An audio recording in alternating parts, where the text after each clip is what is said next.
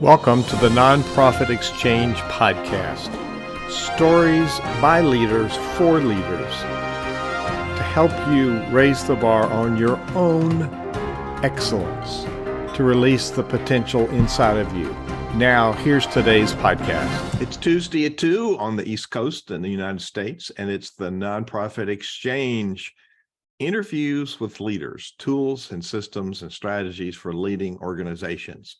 It's a hard job leading in that what we call the nonprofit world, but we have some guests that have expertise, experience, insights about it. Last week, we had a guest from down under in Australia. They got up really early to be on the show. Week before, we had somebody in Europe, and they stayed up really late. Today, we're just on normal time. I've got somebody 2 miles from me in Lynchburg, Virginia. Jay Parker, he's the president and CEO of the YMCA of Central Virginia. So Jay, welcome to the Nonprofit Exchange. Let's start by you telling people, who is Jay Parker? A little bit about yourself. Well, thanks for having me on here. This is a great opportunity. I always love to share a little bit about the why, but a little bit about me. I was born and raised in Lynchburg, Virginia. I actually swam here at the Y when I was a youngster. I probably started swimming here when I was 9 and swam about 4 years. And then in high school, I ventured. I was a football player, wrestler, whatever sport I could get where I could get to join. I did that, weightlifted here, and never knew you could really work for the YMCA. And I just stumbled into a career that started full-time in Chattanooga, Tennessee at the Y in Chattanooga. And it actually didn't work out there. 2 years, my job got eliminated and I had to move back home and I had to figure out where I was going to go. And really, I was a little, I had hard feelings towards the Y and I stayed away for a little bit, but I ended up started coaching swim team down in Alta Vista, came by here and talked to Susan, my predecessor here that had known me since I was 16 years old. And she hired me to be the aquatics director, and I've just made the journey through moving from aquatics director to a senior program director to a branch exec to VP to a chief operating officer, now as the CEO, going on my 5th year, and it just gives me a lot of great feelings. I never have a Monday because I love getting up. I love being with people and that being staff or members or participants, our community or the Rotary that have visited a couple of times. I just love being around people and engaging and sharing how we can make, our community better. So outside of work, people say I'm a little nuts. I'm an 8-time Ironman racer, which is about 2.4 mile swim, 112-mile bike, and a marathon. So it takes leadership there when you're on your own, even to lead yourself through a grueling process like that. So that's a little bit about me. I've got 4 kids. I've got 3 grandkids, 1 on the way, got a beautiful wife and great family. So I'm truly blessed. So he's a regular guy, just a salt of the earth community member. So I'm pleased to interview somebody in my own city who's doing exemplary work. And there's in Lynchburg, you have 3 YMCA facilities, right? Correct. Yeah, and they're each one a little different. And I met you at Rotary just recently. You were a guest speaker, and I said, "Hey, you got to come on the show, talk about leadership, because you're doing some bold things. You've raised a lot of money and you're building a new facility, and you've been sort of strapped in a very old facility in Lynchburg, and it's time for us to move into a new era." So let's first talk about leading. Now, you mentioned all the different constituencies, and fundamentally a leader is influencer, and it's about relationships, and you highlighted liking people, and that's a really top line skill set. But you relate to staff. Now, if for people that aren't aware of a YMCA, you have lots of activities. So you have staff that manages all of that. You have board of directors. You probably have the advisory committee or executive board, and then you probably have some other constituencies. So what's the biggest challenge coming out of this 2 years we had of shutdown, leading groups and looking at a vision and championing the future? What's the biggest challenge today? I would think the biggest challenge we're facing right now is we have a shortage in our workforce. I think everybody does. I think sometimes we try to, we're trying to build staff, but we're asking them to do so much, and so it's hard when your staff are exhausted. How do you build them? How do you give back? How do you reinvest in them? So I'm trying to give them some buy-in time, because I don't think it all has to be from the top down. It just doesn't have to be all my way. There has to be buy-in from your senior level team. They have to understand that they have some opinions. I'm also trying to look at, you talk about board. I'm looking at board diversity and trying to see if it does match what our community looks like, because I think everybody looks at a situation or looks at a challenge through their own lens. And if we only have one lens or two different lenses looking at this situation, are we really getting the true picture? So I think when you talk about leadership and being a real leader, you have to be open to questions. You have to be open to different people's opinion on how is the best way to get there. What's the best roadmap? And so I think that's a couple of things that I feel like are really challenging us now in today's world. People look at it. I mean, I think there's a different philosophy of work ethic that we're trying to address. I'm not saying that there's bad work ethic. I just think people have different values that they're looking at. So it's a challenge, but I think it's worth trying to get your arms wrapped around. Well, and everybody brings different gifts to the table. And I will say, I'm a former member. I didn't leave because I was mad, just life got complicated and I got lazy. But, it's not forever. And, I'm certainly a supporter. But what I noticed, and my wife and I would go, and everybody that we encountered had the spirit of service. So as I know, the community is a reflection of the leader. And what you just talked about is key, because if everybody feels like what they do makes a difference, they're motivated. And that's one of the big problems I hear from leaders. People don't have buy-in. Any tips for those people that want to go to the next level of getting buy-in from their people? I think when you have the buy-in, they have they have some piece of ownership. And when you have ownership, you feel like it's more a part of where you want to take the organization. It's not like they all get, to do their own thing, but there's a piece to it that talks about including everybody and having a say of what's driving the ship. And I like to have buy-in, whether it's from our senior staff or it's from our board. I just don't want somebody sitting in a board member and rubber stamping anything. I think we want to have some conversations around the table that gets us the best answer. I don't have all the right answers. I don't think anybody has all the right answers. So we have to be able to ask the right questions, probe in the right area to make sure we land on that right direction that we need to go. And then that helps us be a more high-performing organization, or YMCA, or whatever company or organization that you happen to lead. You've highlighted some of the core teachings that we have here at Center Vision Leadership Foundation. We teach leaders to different skills to up their game, and being a listener, not having the right answers, and asking good questions, and be it listening is come back again around to listening. And so you came up through the ranks, so to speak, in an organization, which gives you, I would say, some specialized knowledge as opposed to someone that came in as a lateral move out of an MBA program. And so what have you learned moving up through the system that's valuable to leadership for you? I learned hard work is necessary. Dedication, loving what you do. Those things are why I do what I do. Is I love helping others, and I had an opportunity to grow throughout the organization. And so I've earned just, more responsibilities along the way.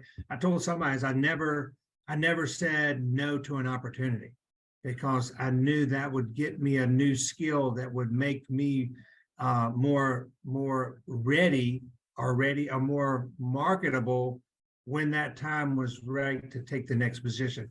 I've just been truly blessed to be able to grow within an organization without having to relocate or move somewhere else. Not that I have never thought about that, but just the right situation was always, it ended up being here. And, my wife and I, we've looked at other opportunities. We've actually been on those, trips to where I've interviewed for CEO jobs and other places, and it just did not have it wasn't the right fit. And I'm a real big believer in right fit, and then really surrounding yourself with people that can give you some feedback. Have those, I don't know if it's a mentor or a confidant or somebody that you can bounce things off of and say, hey, this is what I'm looking at. And they can look at it very objective and say, what are you going to do? What are you going to hook your wagon up to? And I did that. And I said, and so that's important, to have people that can give you some, unbiased information just from their perspective that can help you make the best decision for you, what you and your family in that situation.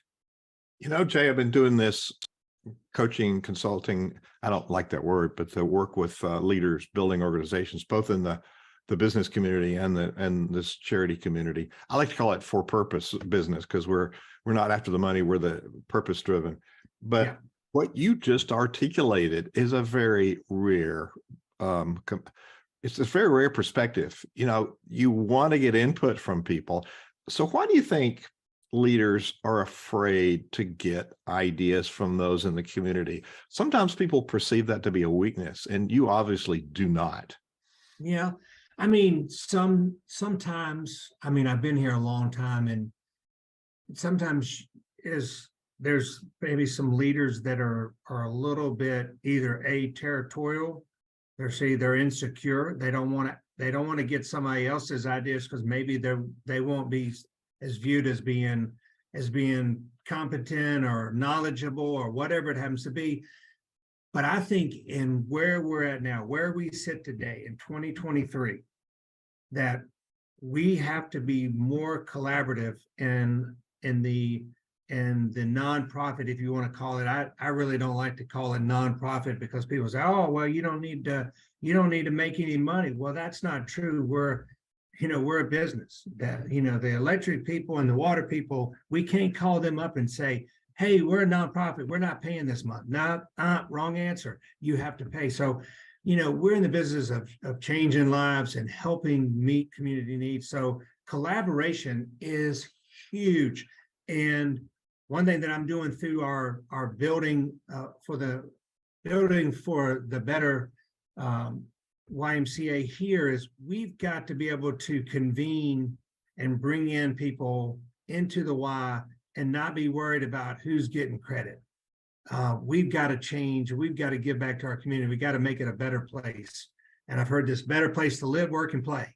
And we've got to be able to not worry about who is getting the credit and who's coming up with all the great ideas. We've got to be able to get over that. And that's one thing that I don't know if I do it well, but I try to tell people when I meet with them, hey, we're not here trying to get all the credit. I probably don't have all the great ideas, but I sure would love to convene and get us together so we can collaborate and we can make a bigger difference and help impact that child or that family or that individual that's struggling. So that's where the rubber hits the road for me.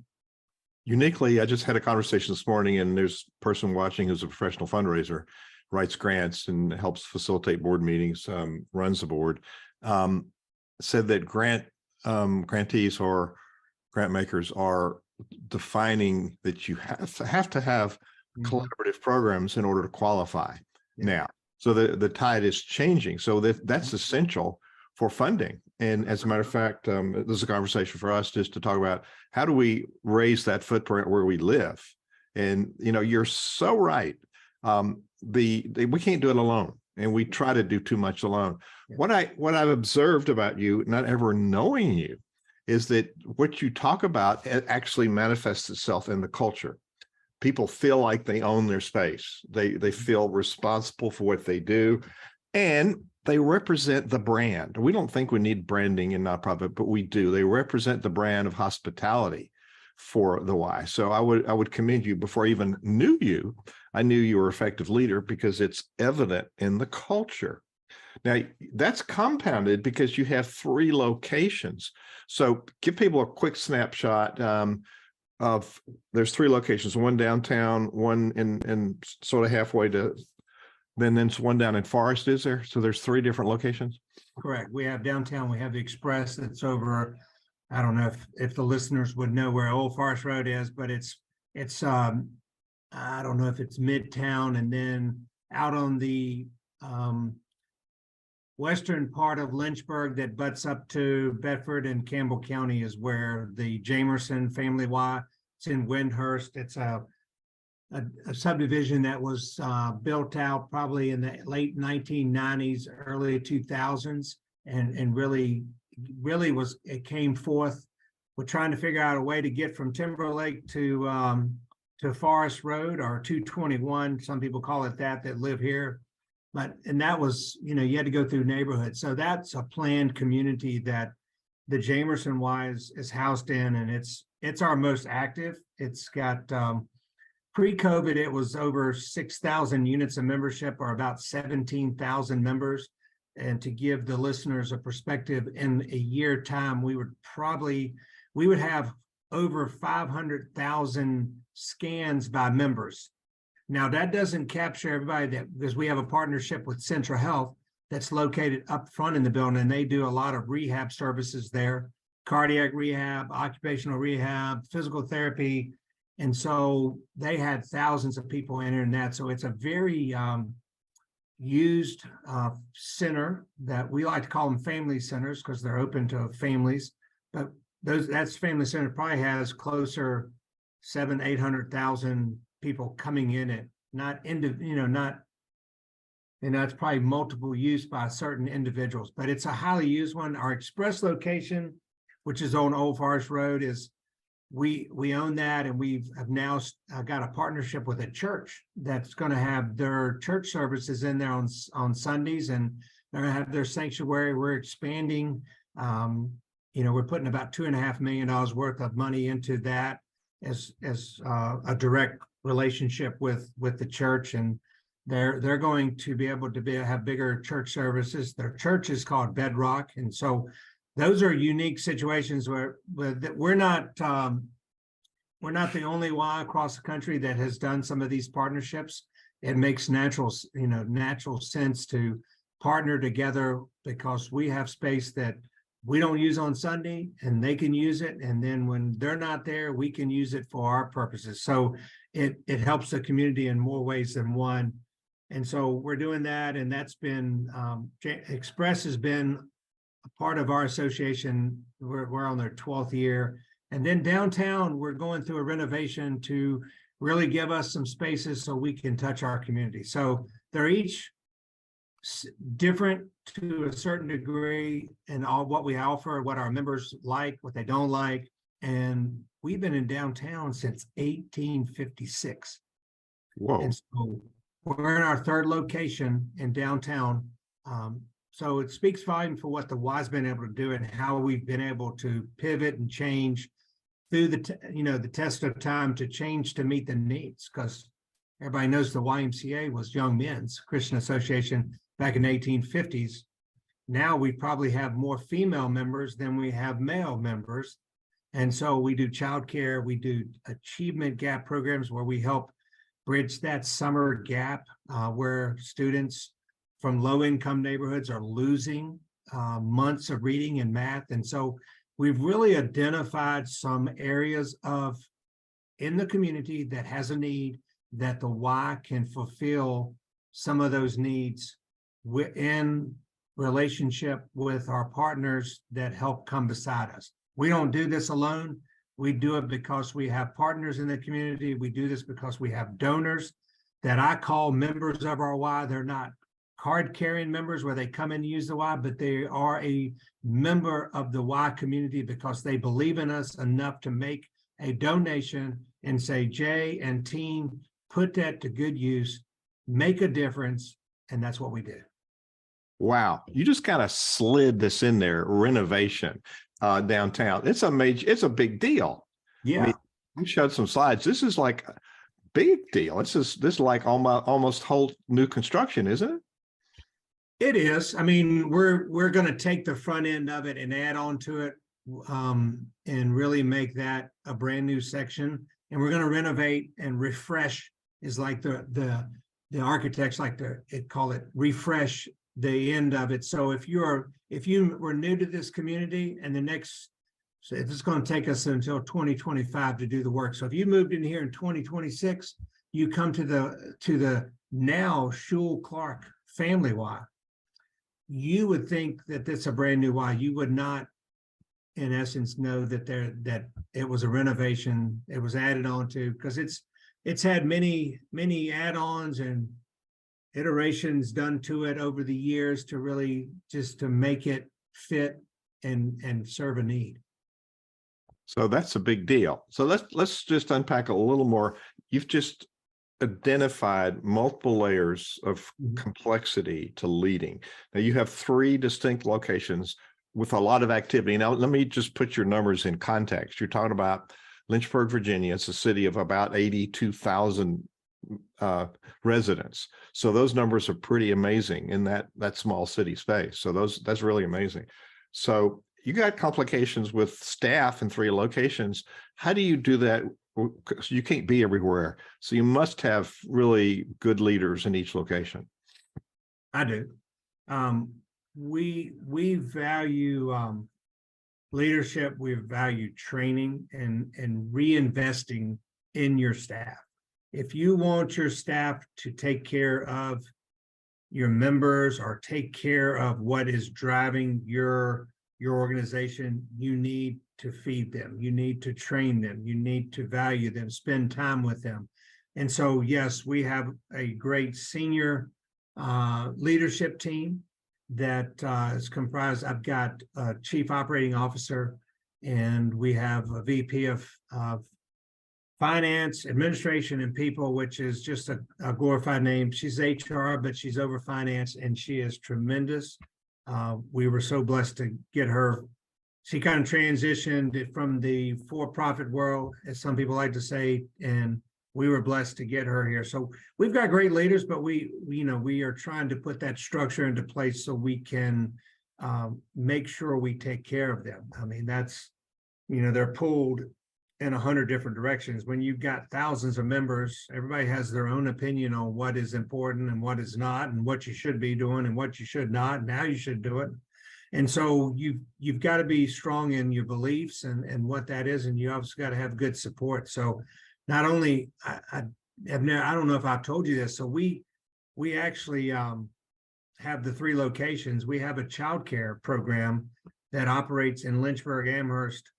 We have about 10 sites. Our numbers of kids since COVID has changed, but we run a lot of childcare because we know parents need a place to put their children. And if they don't have a place to put their children, are they going to go to work and be productive? No, they're not. And so we've been doing that. We've been in the childcare business since the late 80s. So we do that also along with our 3 locations. And another thing on top of that is we also manage the Farmville Y, which is 56 miles away east from us. They're an independent Y that came on tough times. So we've been managing that. And so that's part of what I do as well. So, I'm leading not only my board here in Central Virginia, but I have a board of about 15 community leaders down in Farmville, Virginia.